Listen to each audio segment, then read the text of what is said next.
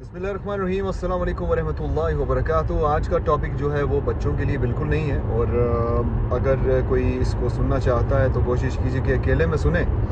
बात करना चाहता हूँ एक ऐसे इंसिडेंट के बारे में जो कि मेरे साथ शेयर किया गया तकरीबन 25 साल पहले एक रेडियो शो में। शो के बाद मुझे कॉल आई और मुझसे बात हुई एक लिसनर की। वो कहने लगी कि मैं आपके साथ एक बात शेयर करना चाहती हूँ।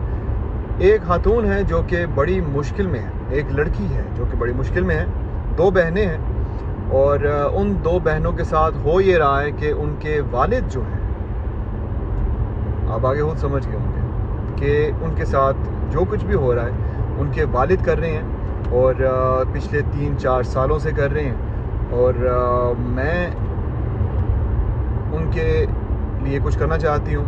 आप मुझे बताएं कि क्या पुलिस को फ़ोन करना चाहिए या फिर किसी और सर्विस को फ़ोन करना चाहिए, क्या या उनको वहाँ से घर से निकालना चाहिए, क्या करना चाहिए।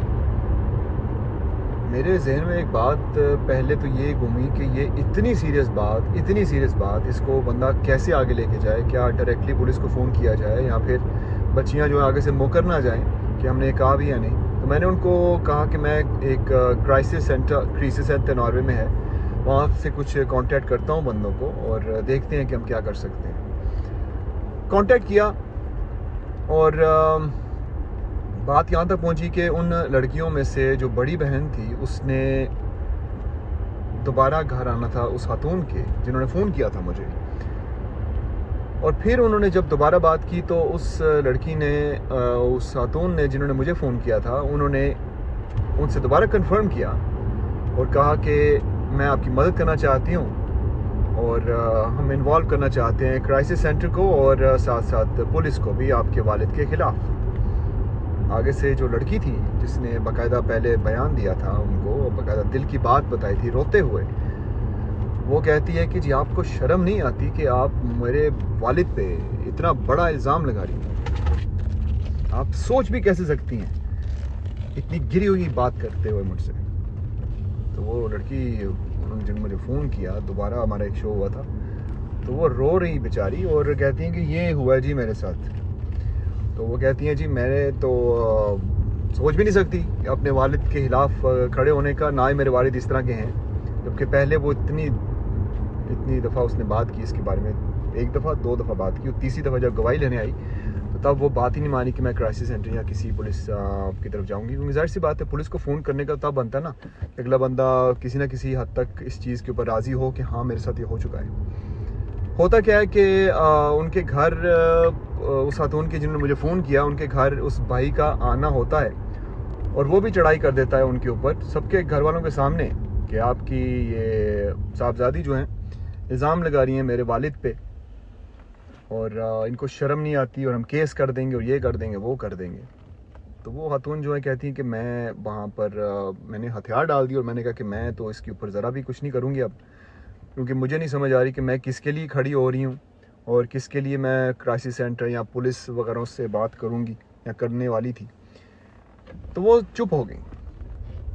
बाद में पता चलता है कि वो भाई साहब जो हैं काफ़ी मशहूर हैं, मुझे नहीं पता कौन है, अभी तक नहीं मुझे पता। ये इतने साल हो गए इस चीज़ को, 2 दिहाइयाँ हो चुकी हैं और मुझे नहीं पता कि वो बंदा कौन है। लेकिन वो कहते हैं कि वो काफ़ी ज़्यादा इज़्ज़तदार बंदे हैं, बुज़ुर्ग हैं। उस टाइम पे भी बुज़ुर्ग थे, अगर 20 साल हो गए हैं इस चीज़ को, तो उस टाइम पे अगर बुज़ुर्ग थे तो अब तो काफ़ी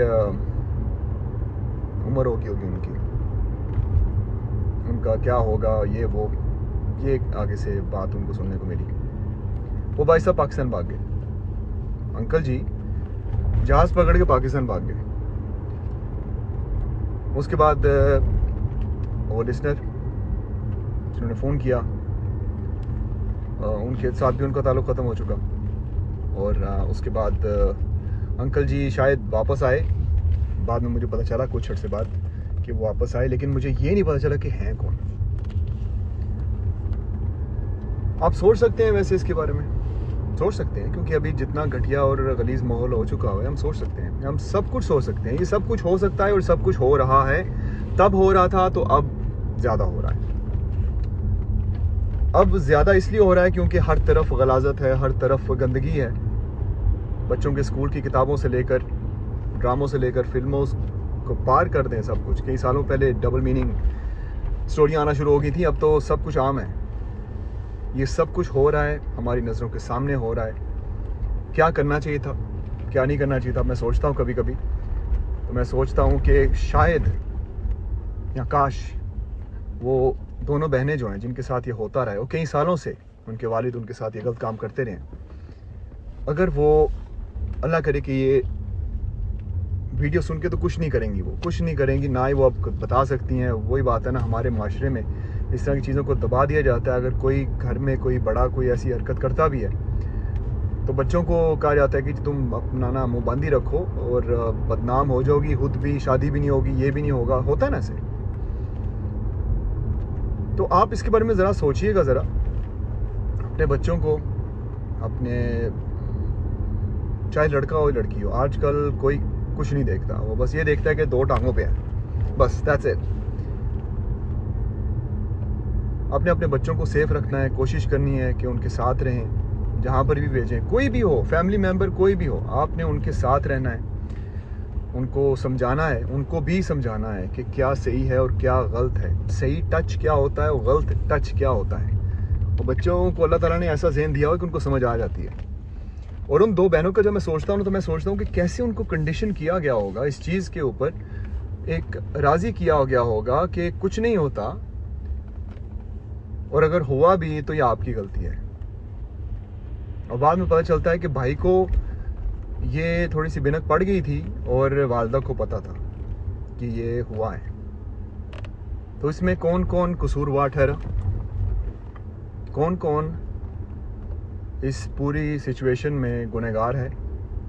उन दो बच्चियों का जो कि अब किसी की बीवियां होंगी, किसी की माँ होंगी।